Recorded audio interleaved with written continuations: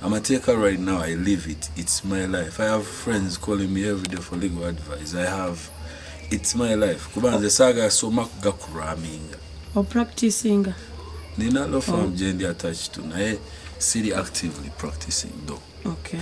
But I think I have the biggest client pool in that firm. Why? Because I have very many people who have never seen a lawyer, who have never been into a law firm. Ninga baina legal issues. So kati for you, that reference, that notumuyambye tutya, notumukola tutya, they approach you. Banji n'abayimbi. Beba singa n'obungi. You understand? Kwegamba oli lawyer w'abayimbi. Ngezaako. Kyogere mu camera. Ngezaako buli muyimbi, if you need some legal advice, if you need some guidance here and there in contract, toyagala bakufere nnyo, toyagala oyingire nnyo bi dubious deals and contracts, it's okay, you can contact me. Natunyumyamu. Santana Kama everywhere you go. For artists abasinga mbakola pro bono. Abasinga.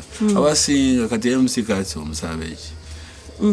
Chaliwe kitegeera ate abayimbi abo oyina ekivulu kyo ng'ajja nga MC oba oyina okitegeera ebimu bikola pro bono naye of course abamu baba balina okutana because even in law mubamu legal fees waliyo sente ezigenda eno waliyo ezigenda so yeah definitely golooza abacontactinga mujja sobola okubeera nga mu nedda ate nze siri legal aid okitegeera nabuleka nnyo buli kimu naye kingaza okugamba is I can help because nze omutima gwange is larger than life. I don't think sirowoleza ku nsi kuno mbu oli omuyambire akozena.